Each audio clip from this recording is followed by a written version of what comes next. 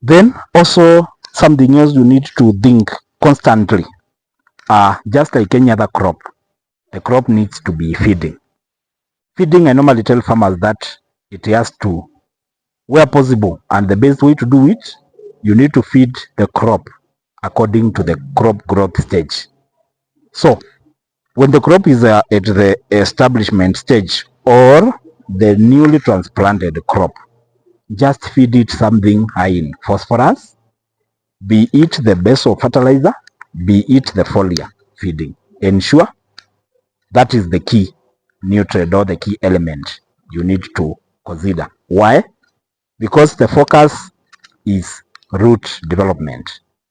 Just try and enhance the root development, because the crop, as it grows, it will need healthy and well established roots. Then as the crop also approaches other stages, like at the vegetative stage, the crop of course will start establishing a bit of a foliage, and the crop will need some nutrients to support that. So at that stage, the crop needs a bit of also high nitrogen, and as it approaches the fruit and flowering stage, you need to start introducing high potassium. So across the vegetative stage, you need either to have to apply something that is high in nitrogen, but you have to strike a balance, because if you overfeed the crop with the nitrogen again, you might jeopardize the ultimate yield, which is in form of fruits. So that's why we normally advocate for just a bit limited nitrogen and or a balanced kind of nutrition across the vegetative stage. And that also again has to be through the roots and also through the foliar feeding. Then during now the actual fruit and flowering, there are some of the nutrients which we also now have to introduce or have to consider. Of course, we all know that potassium as an element comes in handy during that stage. At the same time, we also have something like calcium, something like boron, also something like magnesium, because the crop which is already producing fruits, remember these are crop now which has several other responsibilities. It's no longer establishing itself. It's no longer just doing some producing some shoots and foliage. It's also doing some flowering and also doing the fruits. And at the same time, the fruits are coming out and also they are also ripening. So you need to have a good diet for this crop to give you the yield you desire. And that's why during that stage, most farmers realize now the crop looks like it's about, there are farmers who call me and tell me now my crop is no longer looking very vibrant. My crop is no longer looking very the way it was looking when it was at the vegetative stage. And that's the reason. Now the crop has more responsibilities. So it's upon you now to play around with the nutrition and ensure it is getting the right diet. It's also important to note that capsicum, greenhouse capsicum, is actually a cash crop. And the reason I'll give you is because this is a crop, it's not just a short-term crop. Greenhouse capsicum, you start harvesting. Most farmers start harvesting at around 4 months or after 3 months going forward. And depending on your management, this is a crop that you can harvest a whole year. Just the neighboring unit will have a crop which was actually planted around October in 2023, and the crop is still there, though at its final stages. So depending on management, you can harvest this crop for more than 8 months. One of the common questions that farmers, greenhouse capsicum farmers, will ask is how do I ensure that my crop is harvested for a longer period of time? Another question most farmers will ask is, how do I maintain the production? The capsicum production, one is in terms of the how much are you harvesting, because you might start very well. Most farmers start very well actually harvesting very big fruits and many. And during the very first harvest, the second harvest, the third harvest, most farmers will tell you that the yield is always good in terms of kgs. But as you go, as you move on, you realize now maybe the fruits are not as many as they used to be. And then you also realize that the fruit size is also becoming smaller. So there are those farmers who have such concerns. My response to those concerns is very simple. Just work on the nutrition, and especially during the establishment stage. Don't play around with the feeding during the establishment stage. Feed the crop, ensure that you have fed the crop what is required. And we have just discussed, give it high phosphorus fertilizer, and also spray it during the establishment stage. Also, when it comes to top dressing, do it timely. By 45 days, you need to have already done a top dressing. Also, by 60 days, 75 days. Because what I've realized, if you are very timely on the way you apply your fertilizer, the crop again will also not delay when it comes now to the flowering. If you want to sort the issue of the delayed fruiting, also the variations in terms of the production, just work on the feeding. That is something I can guarantee you. Ensure you feed the crop well. Another question is, there's a farmer who asked me, my crop is looks like it's aging and it's too early. Well, it's a valid concern, because as I've mentioned, this is a crop you can grow and harvest for 8 months. So if you realize that you started harvesting in let's say August, and then 3 months later or 4 months later, the crop is not looking like it's going to continue, it's a big concern. So something else you can also apply. You need to also do some magnesium. Apply something with magnesium where possible. Magnesium sulfate. It will help the crop. The crop will remain very vibrant, and if I may say, it somehow stops or delays the hedging. For lack of a better explanation. But magnesium, we know it's a very important element. Actually, it's among the secondary macronutrients, and presence of magnesium in the soil or in your nutrition program also has an impact on the uptake of potassium. That's something you need to note. So that's about the nutrition. So here we have a crop. The cameraman can have a view of all this. The crop doesn't really look good, but it's an aged crop. This crop we planted around October last year. Actually, the owner wanted to do away with the crop, but he just can't, because if the cameraman can come closer, the crop is still producing. Despite the many challenges, the crop is still producing good quality and the size fruits. I just want to have an overview. This also some good fruits, good size fruits, and even these ones, the size is still good.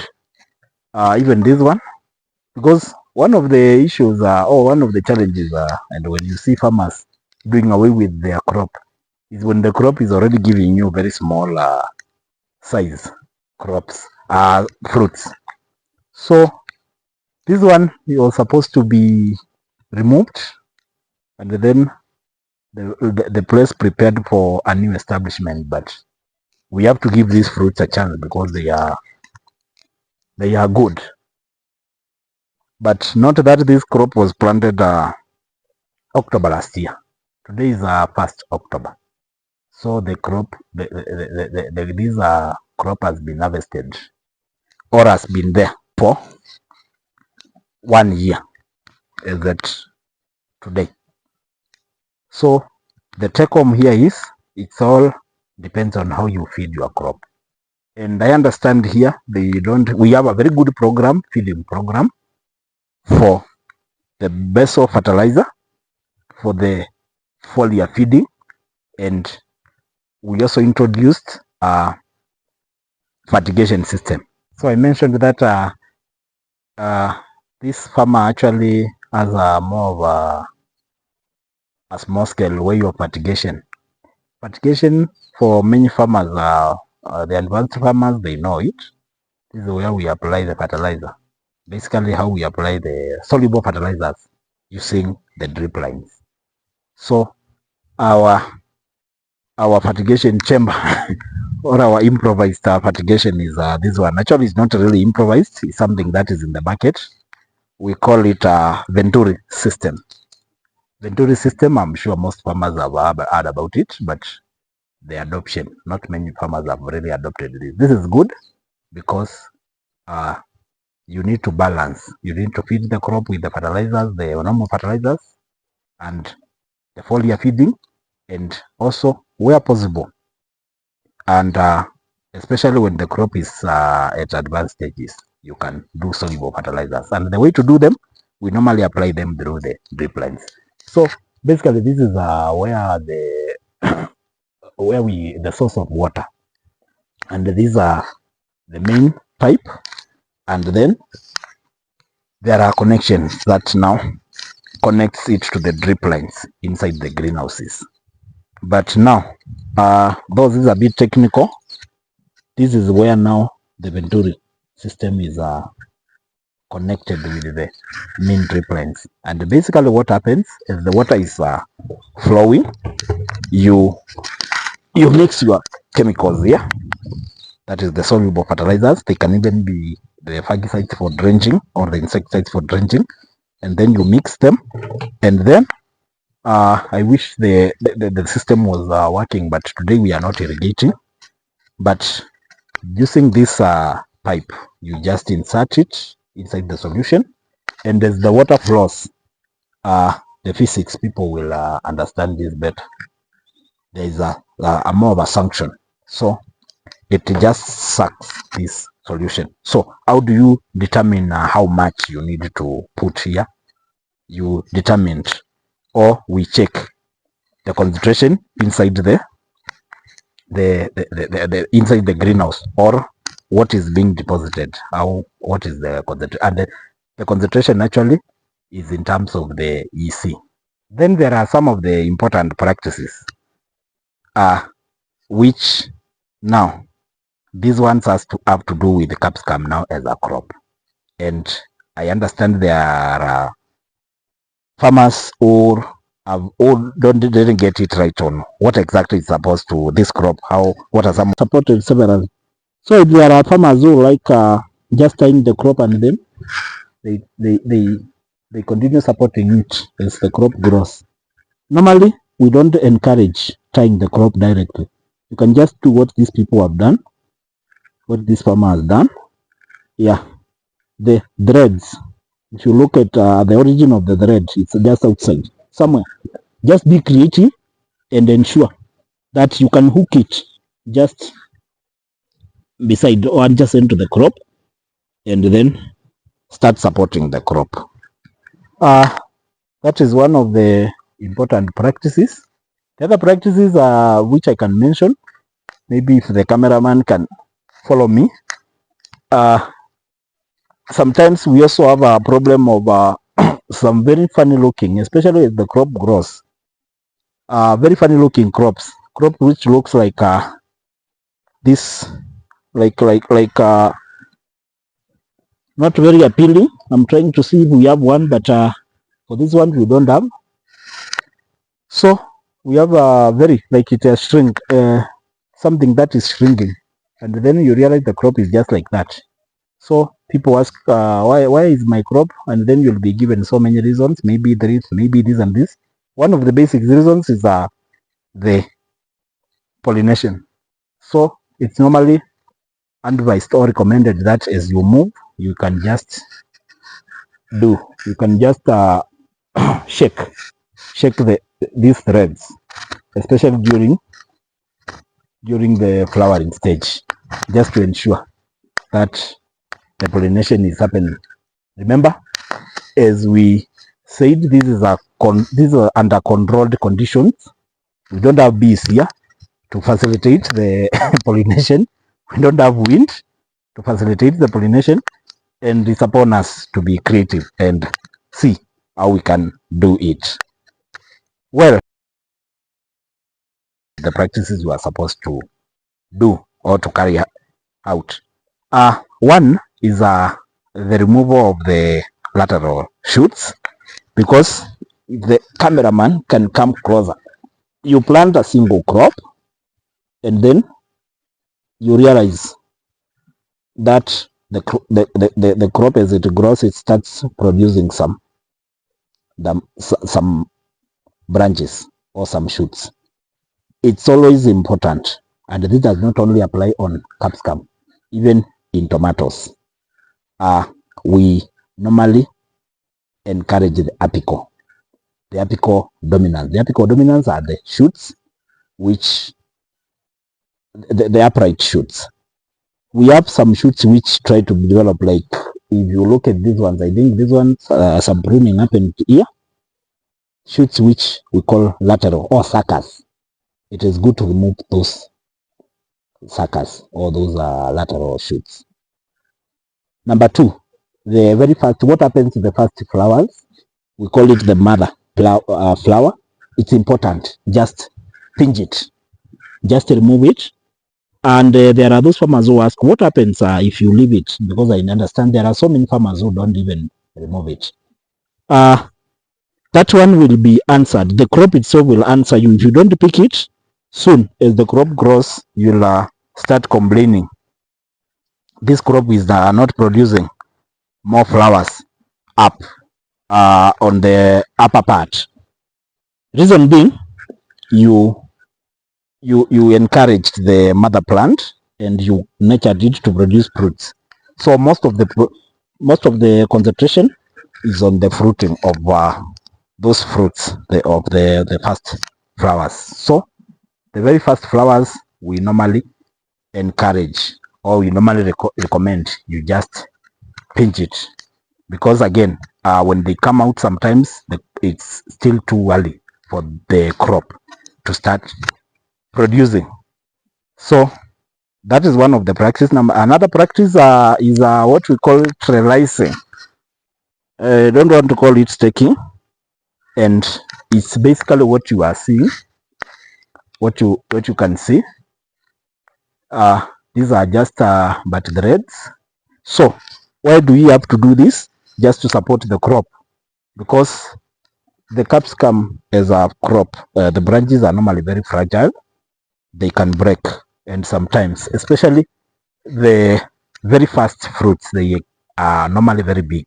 So if you don't support the crop, you'll have some branches breaking off, and that will bring some injuries on the crop, and the injuries can create pathways for disease entry or pathogen entry, and it can affect the crop in so many ways. So the way to do it, I just want the cameraman to come closer again. Like this one has several. I think it has been